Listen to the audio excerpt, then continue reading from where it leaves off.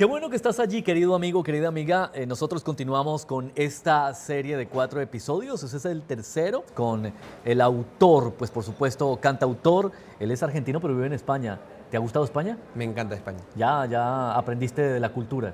Estoy aprendiéndola y disfrutándola en el proceso. ¿Qué tal si nos sumergimos un poco acerca de teología y filosofía en la historia de la iglesia? Estamos en CEPA y pues por supuesto vamos a escuchar algo de comentarios, ruidos, porque es una feria y la gente está por allí, pero nosotros aquí como muy buenos profesionales nos vamos a enfocar en ustedes. En lo nuestro. Sí, ¿cómo ves la relación entre la filosofía y la fe cristiana en la historia de la iglesia? Bueno, este es un tema que me apasiona también. Ok, además, ¿no? Otro más. Soy un hombre de muchas pasiones. Ajá. Me encanta este diálogo, este vínculo entre la filosofía y la teología. Hubo un tiempo que se llamaba a la teología la madre de todas las ciencias, ¿no? Sí, ok. Pero cuando se entró en un tiempo más moderno, ¿no? A partir del siglo XVII, XVIII, empezó a generarse como una especie de rivalidad y como una ruptura, ¿no? Por un lado quedó la teología como una ciencia menor, por así decirlo, y la filosofía y la razón ganaron en poder, ganaron en credibilidad. Y en realidad me parece que siempre ha sido muy valioso este diálogo entre la filosofía y la teología. Un diálogo que ha sido caótico por momentos, Sí. que ha sido tenso por momentos y que dentro de la iglesia muchos lo ven con muchísimo recelo. Claro, porque algunos dicen este vino a filosofar. Claro, ¿no? Como si fuera algo negativo. Correcto. ¿No? Este vino a filosofar como si fuera algo negativo, como si fuera algo de lo cual hay que alejarse y como si es algo que pone en crisis a la fe, ¿no? En realidad, la teología cristiana está en un diálogo constante con la filosofía desde sus comienzos. O sea, cuando nosotros leemos el Evangelio de Juan, capítulo 1, versículo 1, en el principio era el Logos, y el Logos estaba con Dios, y el Logos era Dios, y todas las cosas por él fueron creadas, etc. Esta idea del Logos era una idea que era muy importante para la filosofía griega, que era la idea de que había una lógica que daba orden al mundo. De hecho, nuestra palabra lógica viene de Logos. Ok. Entonces, cuando en el Evangelio de Juan se nos dice, por ejemplo, todos en él hemos sido creados, cuando se nos dijo, en el principio existía el Logos, todo fue creado por él, lo que nos está diciendo es, está conectando nuestra teología cristiana con la filosofía. Y está diciendo, ese Dios que los filósofos sueñan, ese es el Dios del cual yo les vengo a hablar, ¿no? Claro. Entonces, siempre ha sido muy rico el diálogo entre la filosofía y la teología cristiana. En las últimas décadas y siglos se ha producido un distanciamiento que creo que no es muy saludable y que necesitamos volver a crear ese puente, ese vínculo, ese diálogo. ¿Dónde crees que ese puente se rompió? Creo que fue en la modernidad. En el abuso. En el abuso, ¿a qué te referís? De pronto de hacer... hay mucha gente que usa la filosofía creando analogías y de repente eso estaba descontextualizando lo que la palabra realmente dice y no es lo que quiere decir. Sí, eso creo que pasó, como en la alegoría, por ejemplo, Correcto. en la cuestión de alegorizar. Creo que fuertemente se vio en la modernidad, cuando la sociedad fue tomando como cierta distancia de los ideales cristianos, por ejemplo. Entonces la filosofía fue vista como la gran crítica de la religión, ¿no? Y ahí surgió como esa dicotomía tan moderna entre, bueno, la religión y la razón no van por el mismo carril, ¿no? No pueden tocarse. Un buen cristiano no puede ser un filósofo y un buen filósofo no puede ser cristiano. La historia está llena de buenos filósofos y cristianos. Y entonces, ¿cómo la filosofía podría ser una buena aliada del evangelio, de la religión, en este medio, en la actualidad? Creo que podemos encontrar buenas formas en las cuales se puede dar esa alianza. Creo que es una de unos grandes aportes que puede tener la filosofía en relación con la teología y con la fe cristiana es sacarla de un subjetivismo. Es decir, nosotros estamos un poco acostumbrados a decir, bueno, es mi relación con Dios.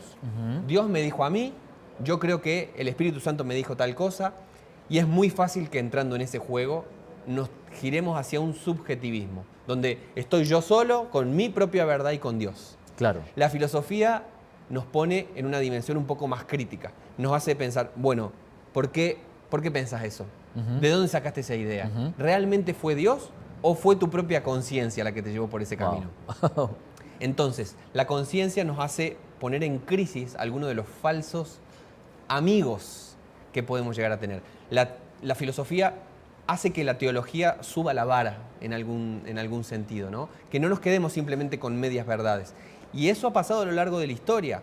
Cada vez que la filosofía ha descubierto un nuevo dilema, un nuevo planteo, la teología se ha visto en el desafío de tener que responder a todo eso, ¿no? Entonces, podemos llevarlo una vez más por el camino del temor, del miedo y de cerrarnos, o decir, bueno, me han traído un nuevo desafío, lo acepto, como en una batalla de gallos, Claro. ¿no?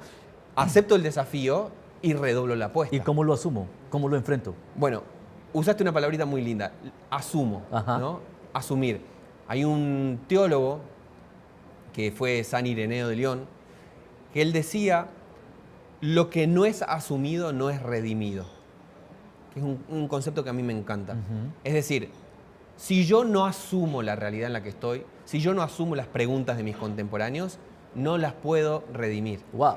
¿Por qué Cristo pudo redimir a la raza humana? Porque la asumió. Claro. Cristo se hizo como uno de nosotros para poder redimirnos. Entonces, de igual manera, nosotros tenemos que asumir las preguntas, los dilemas, los cuestionamientos de nuestros semejantes si queremos que la redención llegue ahí. Si nuestra redención no responde a las preguntas que las personas tienen, en realidad estamos respondiendo preguntas que nadie está haciendo. Claro. Y entonces, ¿cuál debería ser el papel de la filosofía en el contexto actual evangélico? Creo que a ver, la tradición evangélica ha sido bastante reacia a la filosofía, ¿no? Sí. Esto podemos trazarlo un poquito hacia Lutero, de quien estuvimos hablando hace un rato. Lutero es un personaje fascinante que tiene grandes luces y grandes sombras. Una de las sombras que proyecta un poco Lutero es que él tiene algunas frases que se volvieron tristemente célebres en relación con la filosofía. Recalcas tristemente. Tristemente, tristemente. Lutero, por ejemplo, decía, la filosofía, esa prostituta, Sí. ¿no? La ramera razón, decía. Todas esas frases que generaron como esa idea de que el pensamiento, la razón y la filosofía eran como enemigas de la verdadera fe. Lutero no quería decir exactamente eso, y no voy a entrar en detalles acerca del pensamiento de Lutero, pero sí quedó en la iglesia evangélica esta idea de que la filosofía, si empezamos a mezclarla con nuestra fe, nos apartamos. O sea, no suma mucho y es un gran peligro. Creo que es necesario cambiar un pensamiento como ese, y hay muy buenos libros que pueden ayudarnos en ese camino.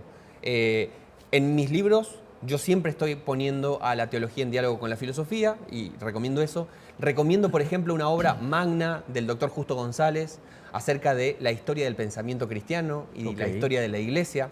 Una obra maravillosa de Alfonso Ropero, que tuve el privilegio de prologar y que habla acerca de la relación en la historia de la teología y de la filosofía. Todos estos libros pueden ayudarnos a abrir nuestra mente, a darnos cuenta de que, sea que seamos conscientes o no, siempre estamos haciendo filosofía. Claro. A lo mejor hacemos filosofía de muy mala calidad, pero siempre la estamos haciendo. Siempre hacemos teología, siempre estamos interpretando la Biblia. Claro. El gran desafío para nosotros es hacerlo de una manera que sea no solamente sostenible a nivel racional, sino que también sea intrínsecamente cristiana. En ese negocio estamos, por así decirlo.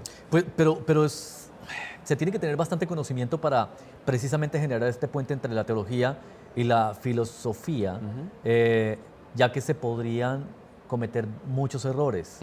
¿Qué recomiendas que se haga si es que esto se quiere poner en práctica? Para evitar algunos de esos errores. Sí. Bueno, una cosa que yo diría para evitar esos errores es cuidarnos de la soberbia intelectual. Ok.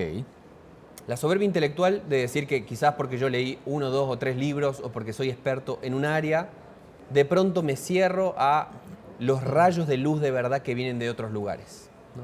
Nosotros creemos que no somos la luz, sino que creemos en el Padre de las luces. Me gusta ponerlo en los términos de un vitral. Viste que en las iglesias a veces están esos vitrales preciosos, ¿no?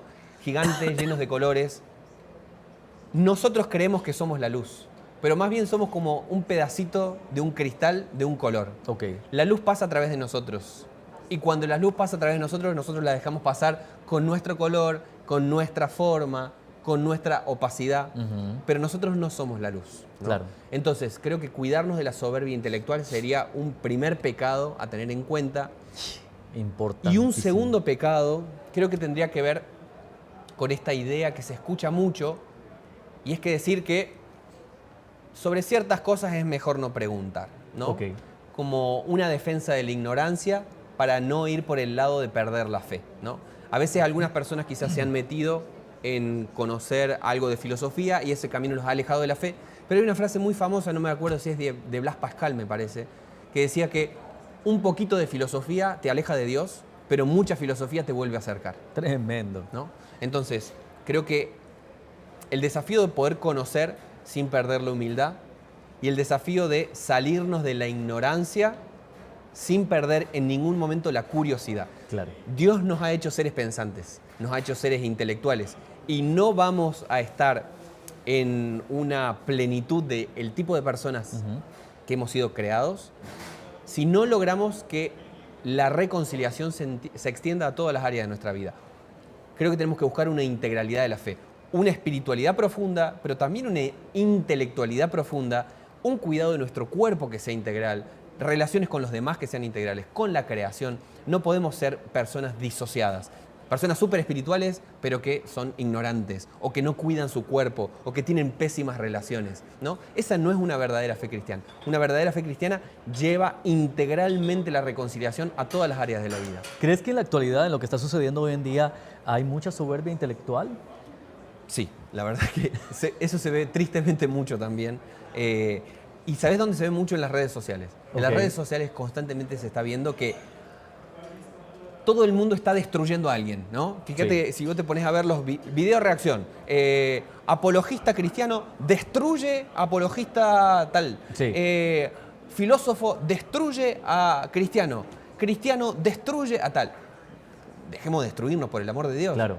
O sea, en algún momento tenemos que empezar a construir, salir de esta lógica de como si fuera una competencia, a ver quién es más brillante. Y lo más triste de todo esto es que